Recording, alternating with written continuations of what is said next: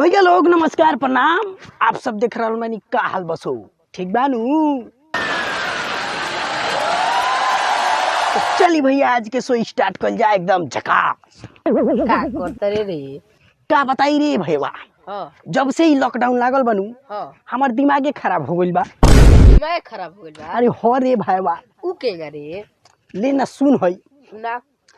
अरे जेकर भइल बा बिया हो तो मजा मरी है। हाँ अरे जेकर भइल बा बिया हो तो मजा मरी है। हाँ। बाकी लॉकडाउन में मजनुआ क्या करी है।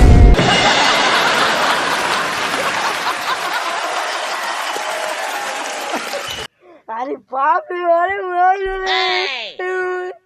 तोरा का भले ती काहे रोत रे? हमरो तो ये हाल बा। केहू बाने बाड़े गोइनी जा हमने के लॉकडाउन में घर में बैठ के। अच्छा रो मत, आओ आगे सुन है दौरत। सुनाओ। कि माई बाबू घर ही बाड़े, घर ही भैया भाभी। अच्छा आ जनुआ से बात न होला मारतिया गाभी। अरे बाप रे। बहुत समस्या बारे भाई बा। एकरा गइल बा। अरे सब केहू घर ही में रहता। केगा बतियाई हम जनुआ से सुन के देख आँख में से छल छल लोर गिरता रे दादा। औलर गिरता कि पोटा हो?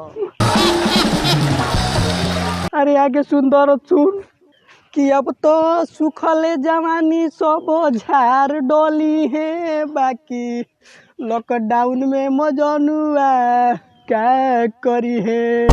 रह दे, अब दर्द मत बढ़ाओ।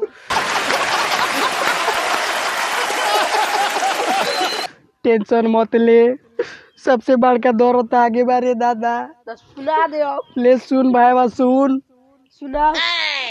अरे जियल मुश्किल कोइले बाटे सरवाई कोरोनावा। सही कहले हाँ।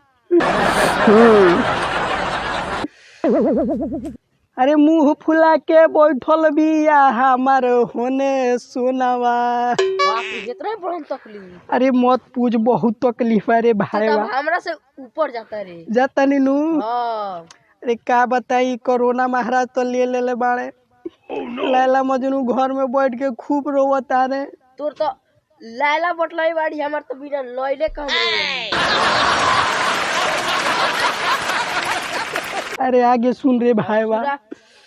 कि लागता मोहब्बत सब मार डोली है। बाकी लॉकडाउन में मजनुआ क्या करी है। अरे दादा रे चल जाए दे, चुपचाप रह। भाई मेनू बियाह के सीजन देख के थोड़ा से बियाह करी। ना बिया होई नु तो लेके भाग चलल जाए। हम ना लेके भागे। अरे चल ना, चल ना। यहीं बाड़े मर जाइबा। चल चल चल चल चल।